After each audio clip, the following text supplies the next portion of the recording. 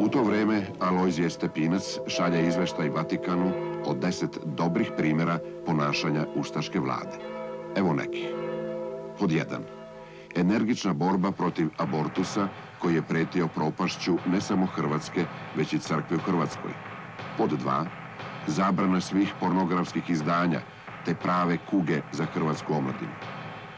Da li je moguće zamisliti veći cinizam? Stepinac se javno zalaže za ukidanje abortusa i za zabranu svih pornografskih izdanja u vreme dok ustaške bande sa delom njegovog klera mučki ubijaju na desetine hiljada nedužne dece. Jedan deo dece su preobratili u katolike. Katolička Caritas preuzeo staranje o deci ubijenih roditelja. Predsjednik Caritasa bio je nadbiskup Stepinac. Deca su bila suviše mala, nisu znala ni svoje poreklo, ni svoje selo i lako ih je bilo pokatoličiti. Tako ima bezbroj ljudi koji danas žive kao katolici, čak kao njihovi sveštenici. Stepinac je mogao da se diči i nigde glasa protesta. 8.000 fotografija kao dokumenti ustaških zverstava nad srpskim narodom stiglo je u Rim.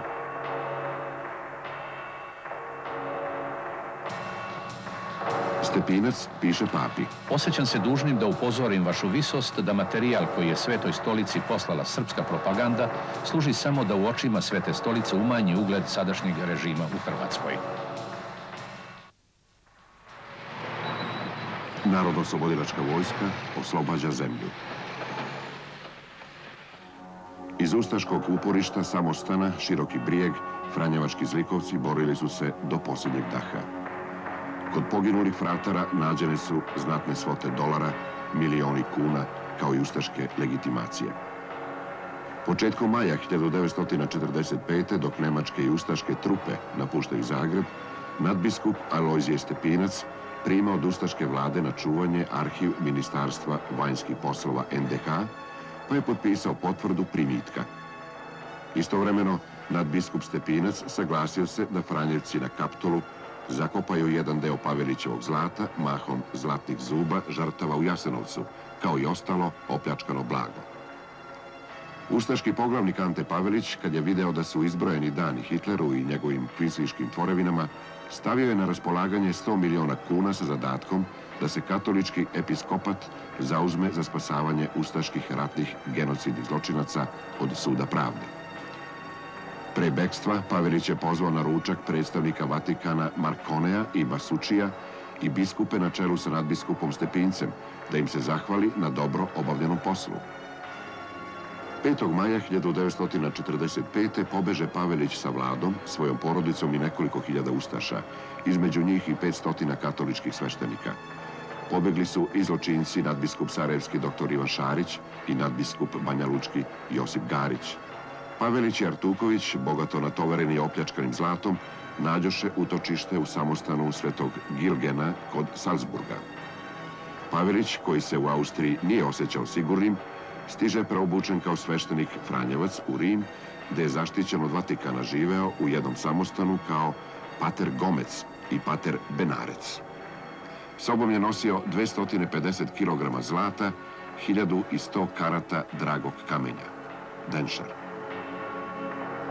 Patrijarh srpski Gavrilo Dožić boravio je tada u Rimu 1945-46. i u svojim memoarima kaže kako ga je Papa Pije XII. Pozivao na sastanak i nudio mu lični smeštaj i vilu u Rimu. Posrednik je bio Slovenac dr. Miha Kreka, šef katoličke partije Slovenije u emigraciji. Evo što je patrijarh srpski rekao posredniku. Vi sami znate šta se dogodilo u našoj državi. Izvršen je pokolj nad nedužnim ljudima, ženama i decom, koji po svojoj svireposti čini najsramniji period kroz 20 vekova hrišćanske istorije. Po savezničkim izvorima ubijeno je između 700 do 800 hiljada Srba. Episkopi su bili potkivani sa pločama na nogama kao neke životinje. Njihove brade bile su kleštima čupane, ili pak živima sečene uši i nos i vađene oči i sve drugo što je bestijalnost ljudska mogla izmisliti. Silovanje žena, vađenje dece iz utrobe materine. Što je glavno šef katoličke crkve, rimski papa, nije ni prst digao da osudi ovo zločinaštvo.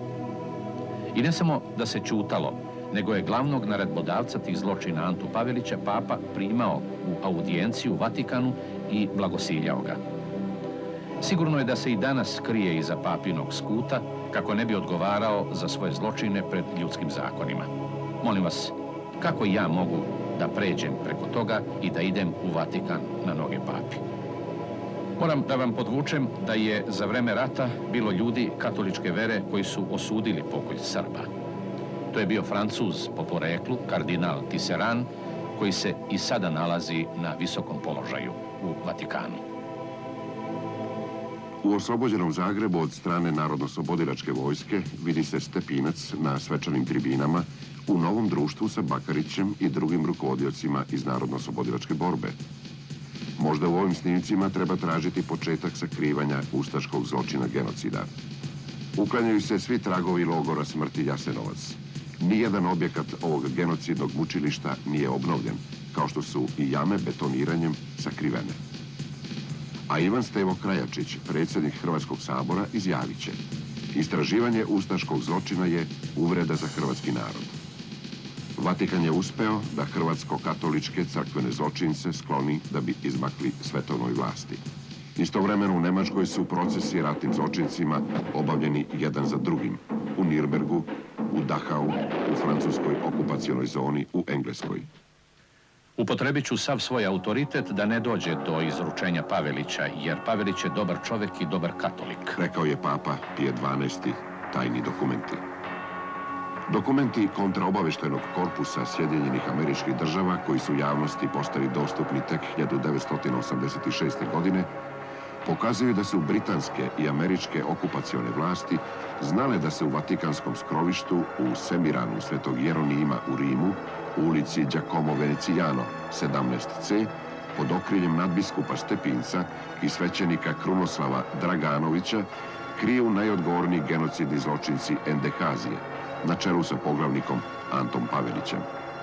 Iz dokumenata armije Sjedinjenih Američkih Država vidi se da je pop Krunoslav Draganović uz podršku Vatikana preko svog tunela Pacova prebacivao ustaške zločince u Južnu Ameriku. Ustaški genocidni poglavnik dr. Ante Pavelić u ličnoj pratnji popa Krunoslava Draganovića ukrcao se na talijanski brod Sestriere sa pasošem na kome je pisalo Dal Aranios i u luku Buenos Aires bezbedno uplovio 6. novembra 1948. godine, sakriven iza fratarske odore. Balkanski kasapin ili balkanski Himmler, kako su zvali Andriju Artukovića, ministra unutrašnjih poslova zločinačke NDH, uz pomoć Vatikana, prebacio se u Sjedinjene Američke Države. Generalna skupština Ujedinjenih nacija usvojila je konvenciju o sprečavanju zločina genocida i da kažnjavanje tog zločina nije nacionalna, nego internacionalna obaveza. Međutim, Vatikan je bio jači i od Ujedinjenih nacija.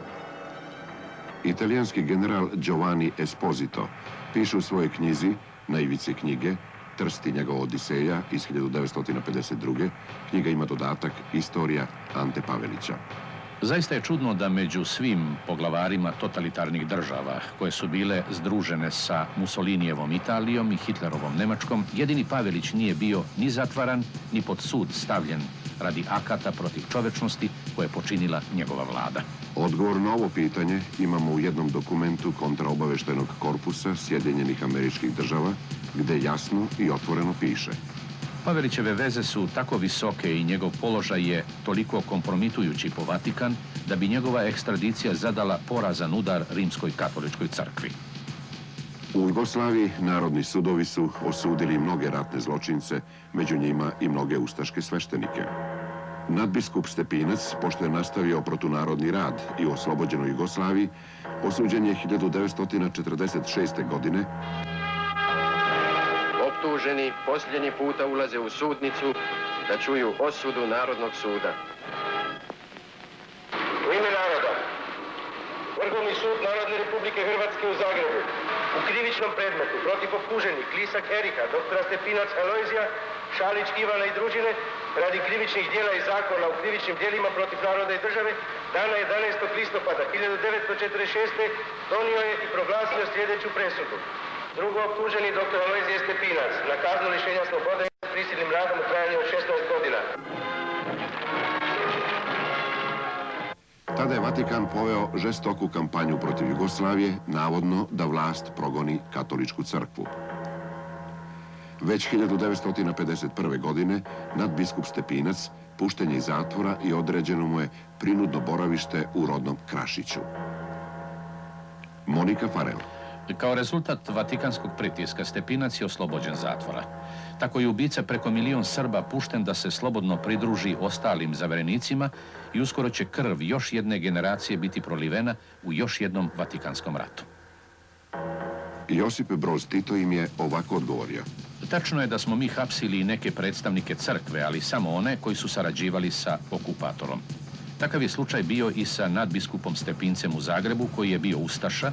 Za vrijeme rata u Hrvatskoj je prekrštavao pravoslavce u katoličku vjeru. Sarađivao je s Nemcima i ustašama. Bio je otvoreni neprijatelj nas i naših naroda. A papa Pije XII ne misli tako, pa nadbiskupa Stepinca imenuje kardinalom Rimske crkve. Iako odsutan, mi ga grlimo našom očinskom ljubavlju i živo želimo da svatko znade da, udjeljujući mu kardinalsku čast, naša je jedina želja bila nagraditi njegove velike zasluge i čvrstu vjeru njegovog naroda, koji u ovim teškim vremenima hrabro ispovijeda vjeru katoličku. Uzvisili smo na čast kardinala Rimske crkve, uzornog pastira, primjer apostolske vjere i kršćanske snage. Nakon atentata koji je izvršen na Antu Pavelića pod misterioznim okolnostima 1957. godine u jednom predgrađu Buenos Airesa, on se nije nikada potpuno oporavio. Iz Južne Amerike prešao je u Španiju, Madrid, krijući se i od svojih najvernijih pristalica. Pred smrt Franjevac Branko Marić ispovjedio je poglavnika i dao mu posljednju pomast, a Sveti otac Iva XXIII, tadašnji papa, dodelio mu je svoj poseban blagoslov. Ante Pavelić dobio je 3 papinska blagoslova na početku, u sredini i na kraju svoje karijere.